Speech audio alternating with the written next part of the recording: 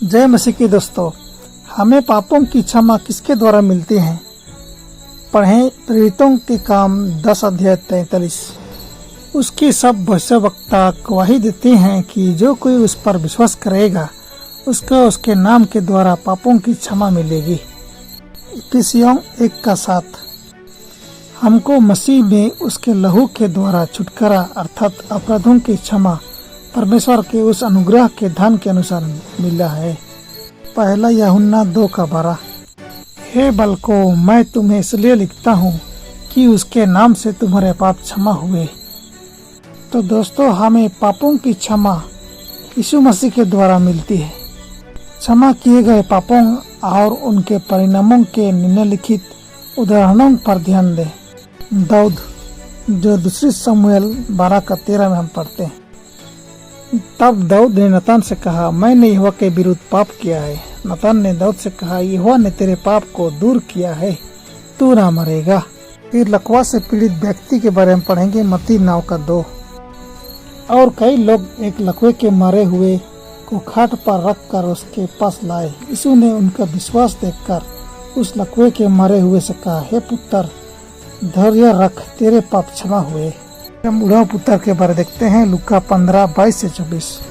परंतु पिता ने अपने दासों से कहा, झट अच्छे से अच्छा वस्त्र निकल कर उसे पहनाओ और उसके हाथ में अंगूठी और पाँव में ज्योतियाँ पहनाओ और बड़ा भोज तैयार करो ताकि हम खाएं और आनंद मनाएं।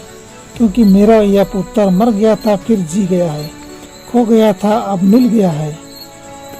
और वे आनंद करने लगे। फिर देखेंगे व्यभिचार में पकड़ी गई स्त्री के बारे। यूहन्ना 8:1-11 उसको हम पढ़ें। यीशु ने कहा, मैं भी तुझ पर दंड की आज्ञा नहीं देता, जा और फिर पाप न करना। क्षमा की शर्तें। परमेश्वर किस शर्त पर हमारे पापों को क्षमा करने का वादा करता है? 2 कुरिन्थियों 7:14। क्योंकि यदि मैंने उसके सामने तुम्हारे विषय में कुछ घमंड दिखाया तो लज्जित नहीं हुआ, परंतु जैसे हमने तुमसे सब बातें सच सच कहा दी थी, वैसे ही हमारा घमंड दिखाना तीतुस के सामने भी सच निकला। पहला यूहन्ना 1:9। यदि हम अपने पापों को मान लें तो वह हमारे पापों को क्षमा करने और हमें सब अधर्म से शुद्ध करने में विश्वास हो गया और धर्मी है दिया है। यदि हम अपने पापों को मान लें तो परमेश्वर हमें क्षमा करने का वादा करता है। दूसरों के प्रति हमारा रवैया परमेश्वर की क्षमा को कैसे प्रभावित करता है? मत्ती 6:12, 14 और 15 हम देखेंगे। और जिस प्रकार हमने अपने अपराधियों को क्षमा किया है वैसे ही तो भी हमारे अपराधों को क्षमा कर। इसलिए यदि तुम मनुष्य का अपराध क्षमा करोगे तो तुम्हारा स्वर्गीय पिता भी तुम्हें क्षमा करेगा, और यदि तुम मनुष्यों के अपराध क्षमा न करोगे तो तुम्हारा पिता भी तुम्हारे अपराध क्षमा न करेगा। मरकुस 11:25-26। और जब कभी तुम खड़े हुए प्रार्थना करते हो तो यदि तुम्हारे मन में किसी की ओर से कुछ विरोध हो तो क्षमा करो, इसलिए कि तुम्हारा स्वर्गीय पिता भी तुम्हारे अपराध क्षमा करे। परंतु यदि तुम क्षमा न करो तो तुम्हारा पिता भी जो स्वर्ग में है तुम्हारा अपराध क्षमा न करेगा। इफिसियों 4:32।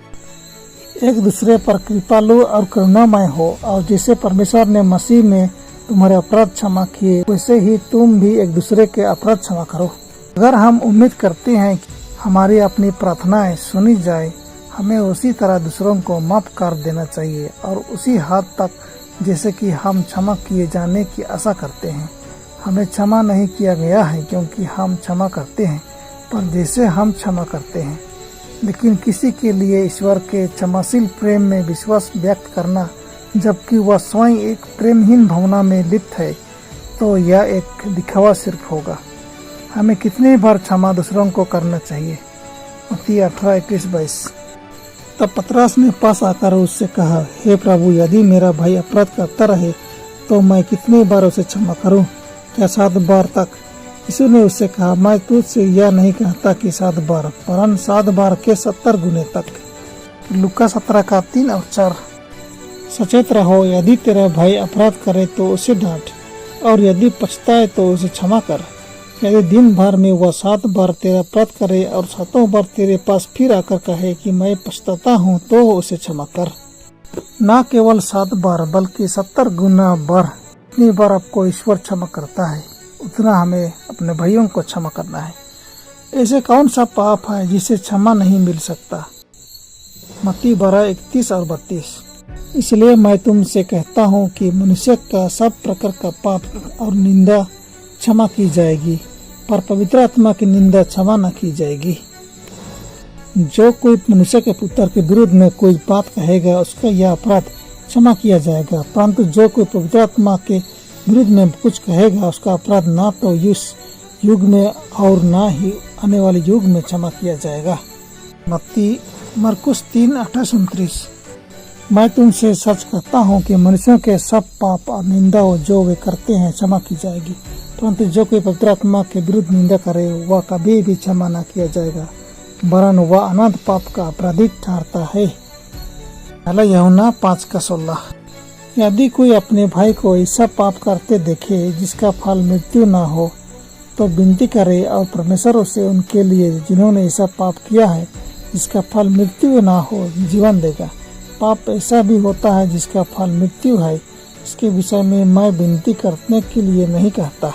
दोस्तों, जो भी पाप हो, यदि आत्मा पछताती है और विश्वास करता है कि अपराध मसीह के लहू से धुल जाता है, परंतु जो पवित्र आत्मा के क्रिया को अस्वीकार करता है वह स्वयं को वहां रखता है जहां पश्चाताप और विश्वास उसके पास नहीं आ सकता। यह आत्मा के द्वारा है कि परमेश्वर हृदय पर क्रिया करता है। जब मनुष्य जानबूझकर आत्मा को अस्वीकार करते हैं और घोषित करते हैं कि यह शैतान की ओर से है, तो उन्होंने यह मध्यम काट दिया जिसके द्वारा परमेश्वर उनके साथ संपर्क कर सकता था। जब आत्मा को अंततः अस्वीकार कर दी जाती है तो ईश्वर मनुष्य के लिए कुछ नहीं कर सकता। भूलना नहीं दोस्तों। नंबर 1, शर्तों का पालन करने वाले सभी लोगों को यह जानने का विशेष अधिकार है कि प्रत्येक पाप के लिए क्षमा स्वतंत्र रूप से प्रदान की जाती है। नंबर 2, परमेश्वर के यहाँ क्षमा है हमारे क्रूस पर चढ़े और पुनर्जीवित प्रभु यीशु के गुणों के माध्यम से पूर्ण और स्वतंत्र स्वीकृति है। नंबर 3, यही वह जगह है जहाँ हजारों लोग असफल होते हैं। वे यीशु पर विश्वास नहीं करते हैं कि उन्हें व्यक्तिगत रूप से क्षमा करता है। वे ईश्वर के वचन को नहीं मानते। नंबर 4, यीशु सिखाते हैं कि हम ईश्वर से क्षमा प्राप्त कर सकते हैं जिससे हम दूसरों को क्षमा करते हैं। यह ईश्वर का प्रेम है जो हमें अपनी ओर खींचता है और वह प्यार हमारे दिलों को अपने भाइयों के प्रति प्रेम पैदा किए बिना नहीं छू सकता। परमेश्वर आप सबों को आशीष करे। आमीन।